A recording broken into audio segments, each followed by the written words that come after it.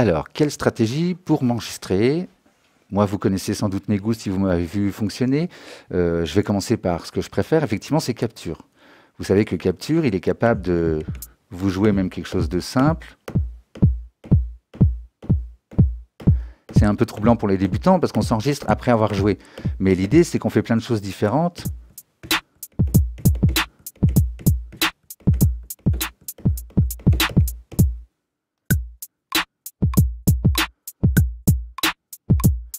Ah, alors je lui avais déjà donné un tempo, donc c'est un mauvais exemple. Il va pas du tout capturer comme je voudrais. Mais bon, vous connaissez ça, il va prendre votre tempo et bien sûr capture. Je vais mettre des coups de kick, tiens, juste. On reviendra sur les techniques, vous inquiétez pas. Donc capture, ça marche aussi en overdub. Vous essayez des choses. Voilà, vous avez enregistré une petite boucle.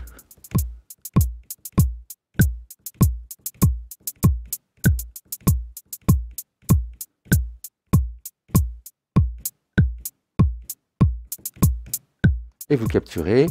Et vous savez, hein, vous avez l'habitude du push, donc je vous le refais vite fait. Il capture tout. Donc j'ai tous les passages. Le premier passage, je n'ai pas joué, etc. Et en fait, vous voyez quand vous changez la loupe. Donc voilà le premier passage. Attendez, je mets bien au début. Voilà, le premier passage. J'ai commencé à jouer au milieu. Le deuxième passage, je vois mon accolade de boucle ici.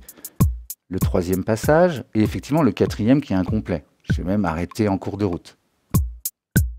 D'accord? Donc on peut comme ça capturer, c'est très pratique, on a joué beaucoup de choses, on s'est dit mais à un moment j'ai fait quelque chose de bien, et donc on capture. C'est vraiment le plus libre, ça permet d'expérimenter, ça permet plein de choses. Mais, vous êtes là, si vous n'avez pas envie d'utiliser capture, il y a quand même des petites techniques, si vous voulez utiliser le rec, donc ce bouton-là, hein, il y a des petites techniques qui vont vous aider à faire des choses plus structurées, plus facilement, disons, à vous enregistrer plus facilement. Il y a le fixed length. D'accord? Donc ça c'est important, vous restez appuyé dessus pour le gérer, pour le régler, disons. Et effectivement, si vous faites un appui bref, ben, ça le fait on, on le voit ici, hein, et off. Et si je reste dessus, donc je peux dire phrase 5, ça c'est très important.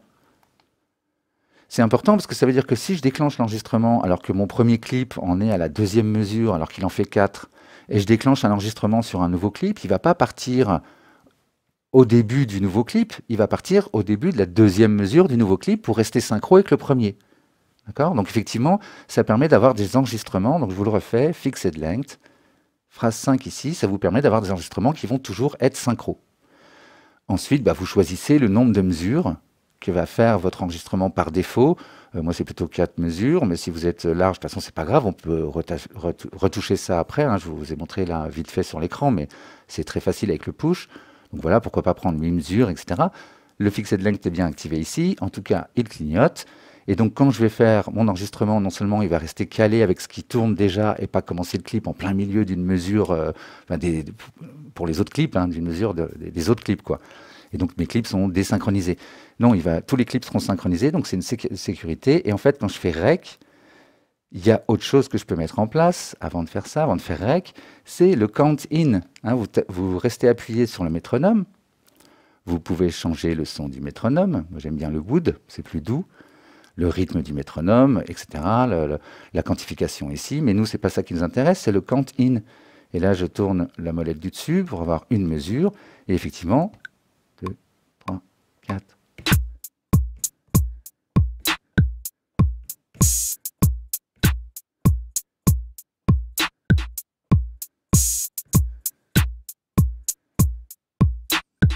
D'accord? Et à chaque fois que je renverrai que je sois arrêté ou pas, bah, si je suis arrêté, il me fait un décompte. D'accord? Sinon, effectivement, je peux faire de l'overdub comme ça.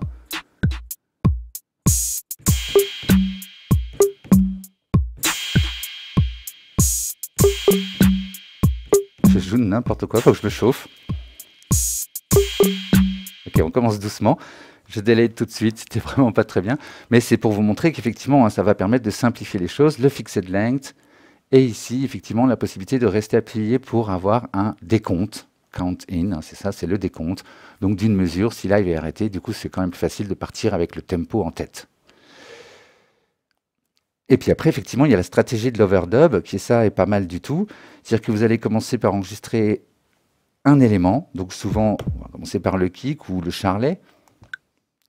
3, 4.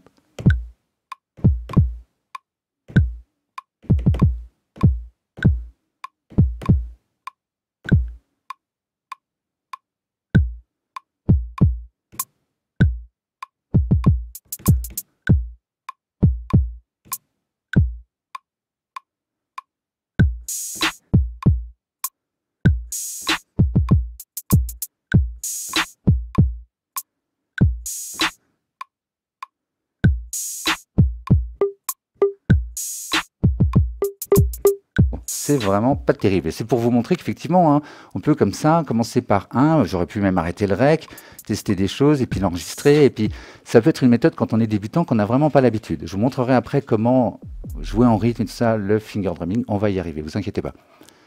Donc voilà, ça peut être aussi le step séquenceur. Donc vous avez deux styles, hein, le step séquenceur. Vous savez qu'il faut mettre le layout ici sur, ça peut être sympa d'avoir le loop selector ici. Je peux sélectionner donc deux mesures, comme ça, j'appuie sur les deux en même temps, ou une en faisant un double clic sur, bon là ça sert à rien, je choisis la deuxième mesure, mais il n'y a rien dedans de toute façon. Donc la première, ou deux comme ça avec deux doigts, ou quatre. Et une méthode qui est pas mal, c'est de commencer avec deux par exemple. Non, c'est pas ce son-là que je voulais poser, c'est celui-là.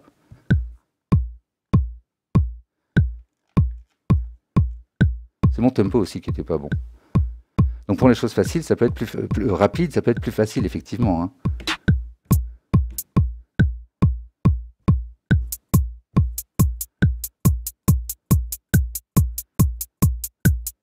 Non, je vais pas faire comme ça, je vais faire comme ça. Tiens.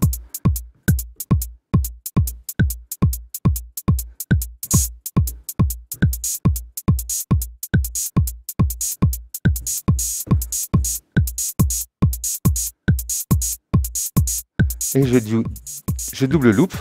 Ça aussi, c'est un bouton qu'il faut vraiment avoir en tête, de le faire régulièrement. C'est quelque chose que je vois beaucoup chez beaucoup de gens qui composent et qui restent sur deux mesures. Non, tout de suite, faites 4 mesures pour faire une variation à la fin de ces 4 mesures. Même à la fin des deux, tiens, ça pourrait être sympa. Et puis à la fin des 4, je regarde le kick.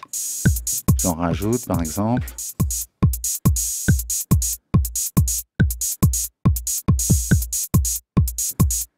Je pourrais tout de suite dédoubler, double loop. Je regarde les deux dernières mesures, je change la grille, je me mets en 32 et je rajoute des coups plus rapides. Et je vais enlever d'ailleurs les coups de charlet, je me remets en 16, vous savez que la grille est ici. Hein.